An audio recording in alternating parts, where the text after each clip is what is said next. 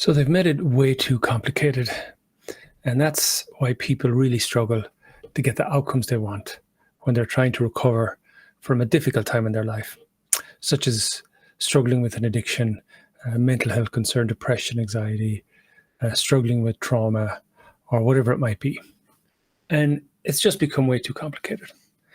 And that's why I recommend people just break it down to two simple steps that they can do. And these steps, I can assure you, work.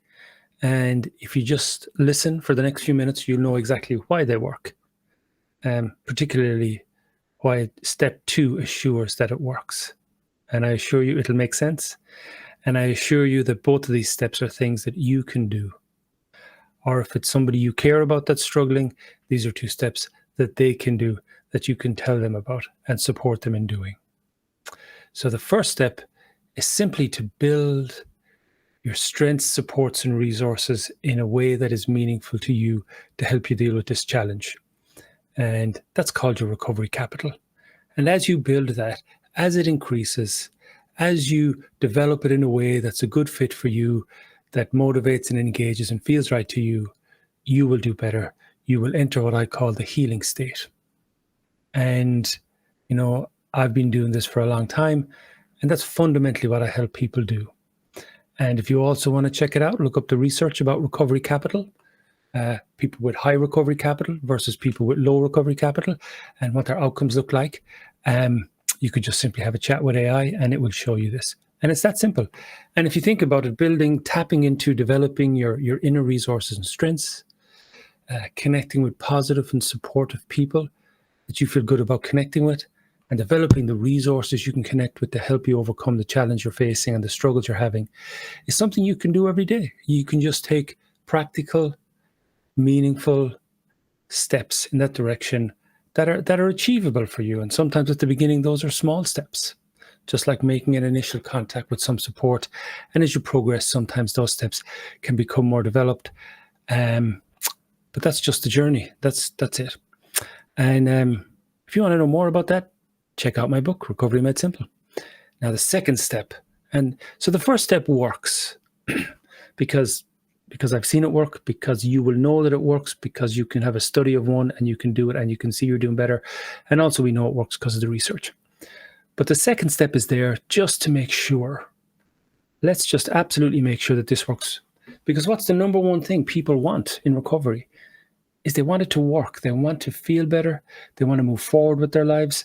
They want to do better in important areas of their lives. That's the most important thing that people want.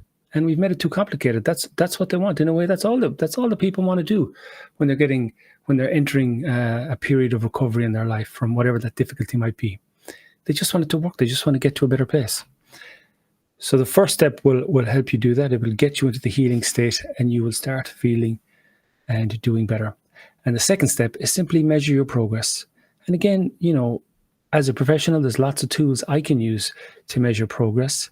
I go into them in the book. I explain a little bit about them. But more importantly now, over the past decade or so, I've been developing self-tracking tools so that you can track your own progress. And again, in the book, I explain how I developed them and where they come from. But you don't need that. All you need to do is go to wellbeingtrackers.com and download the recovery tracker, and you start measuring your progress. It's that simple. Mostly you just do it once a week with the recovery tracker. And that works for most people. But some people like the alternative version of the recovery tracker sometimes, if they don't feel quite comfortable with the recovery tracker. And some people prefer initially to use it daily. You can use the recovery tracker daily, so you can kind of adjust it if you need to. But really, for the vast majority of people, you just do it once a week. It only takes a few minutes to track your progress, and it's simple and free to do. So the important thing is that both of the steps that I'm telling you to do to help you recover, to help a friend recover, they're very straightforward. They're very doable, very achievable. They're free. They're accessible. You can start doing it right now. There's no wait list. There's no delay. There's no complicated diagnosis or model. It's just simply start doing these two steps. And that's wonderful. It just makes recovery accessible and easy to understand, and you know what you have to do to move forward.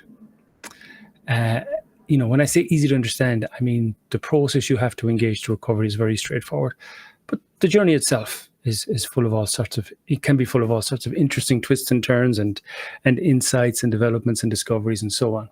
But the fundamental things you need to do: build your recovery capital a little bit each day, work on it, and track your progress once a week, and get that right. You're locked into your recovery, and that's wonderful. And as I say, it's free, it's available, it's straightforward. You can just start doing it.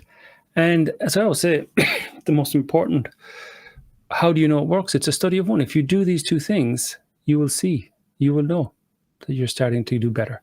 Now, sometimes when people do step one, occasionally it doesn't quite work. They're not quite feeling the benefit.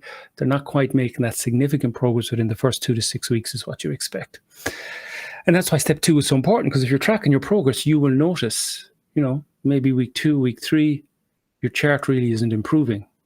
And this is so important, because at that point you're thinking, oh, okay, this really isn't working for me.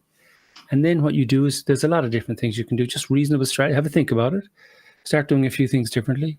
Start maybe opening up to a few new supports or opportunities. Maybe start thinking back and think, well, is there something I'm doing that's actually holding me back? And start looking at that. And you just start looking. And oftentimes the best way to review that is maybe in collaboration with somebody who maybe familiar with the journey. And also, you can consult AI. Say, I'm stuck in my recovery, not making improvements. Give me top 5 ideas, and you can have this conversation with AI and it'll come up with some ideas. So there's lots of ways to get unstuck. But the important thing is that you're doing the second step, and you realize if you're not making progress, because sometimes people get stuck and they can stay in that very difficult, very distressing place for weeks or months or even years, when they don't need to be, when what they really need to do is just realize that they're not quite getting there yet. Let's look it up. Let's take a few, let's maybe check out a few new options. Let's sometimes just up the work rate that you're doing to build in your recovery capital. But it's not always just about upping the work rate. Sometimes it's about looking into doing it a bit differently, or seeing how you're approaching it and so on. So it's not that tracking progress tells you how to get unstuck. It simply lets you know that you're not making the progress we'd like to see within the time frame of, usually 2 to 6 weeks. And then, okay, let's think about this. How people get unstuck is a unique journey. And the beautiful thing is how people recovery too can be quite unique for many people, their own way, their own path. And these 2 steps allow people to discover that and figure it out for themselves. But you'll also find too that many of the things that help people recovery are very similar things. Having a positive future focus, having some hope, developing some new skills for grounding skills or dealing with cravings, connecting with some people that they can talk to about this, getting some new ideas, tapping into some new resources that are meaningful to them. These are very common things that people find helpful. And it also allows people to find the unique things that will help them recover. And that is 2-step recovery. And the other important thing about this approach is that when you have recovered, you'll know it. You'll be feeling and functioning okay again. You'll be doing okay. And your tracker will bring you up to that point. There's a little line on the chart and it says, oh, around about now, you're probably recovered from the difficult time. You're no longer in that really distressed and difficult period. And this is when, in this approach, you're strongly encouraged to embrace the second journey. So the first journey is the journey to recovery. And that's a wonderful journey in itself. And the second journey is even more interesting and intriguing. It's the journey to well-being. So when you're kind of feeling okay and doing okay again, it's time to let's explore all the different aspects of your well-being. And there are many, physical, enhancing your mental well-being, enhancing your relationships, working on maybe your job and your career and all these different aspects of your life that you might want to, and I don't put any limit on it. Like well-being, recovery is like one journey, but well-being is like, it's many journeys, and it's, I don't like to put a limit on what that might be for anybody.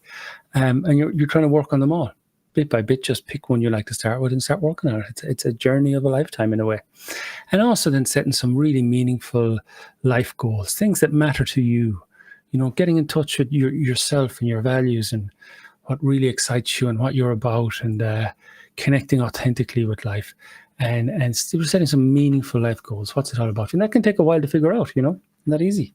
But that's the whole beauty of the second journey is, it's once you have that foundation of recovery and life is manageable again, and you can operate and you can function in life again, then it's this second journey. So it's not just about getting to a place where you're, as they say, a stable social and economic unit, which is a good thing. It's a good thing to be, nothing wrong with that. But well-being is a journey with that kind of as a foundation and exploring all those possibilities. And this makes it simple. So if you think about, recovery, just 2 steps. If you're going through depression, anxiety, trauma, addiction, whatever it might be, just engage in these 2 steps and you will quickly recover 2 to 6 weeks. And there's a system in there that if you're not quite recovering in that time frame, you'll identify it. And I've talked about some of the things you can do to get on a track that does work for you. And then once you get to that place, it's the beginning of a new journey. This exploration of well-being, which is just an amazing journey, a challenging journey in many ways, So so coming back to what I was saying at the start, the problem with the whole thing is we've made it way too complicated. And I just break it down to 2 simple steps and 2 journeys to be on. And they're both achievable, they're both doable, they're free to do, they're straightforward, everybody can do them, and it's accessible. And isn't this beautiful? And so check it out, learn more about it, check out the website, buy the book, engage in all the social media stuff, ask questions, and be a part of this wonderful movement that is spreading this great message across the world.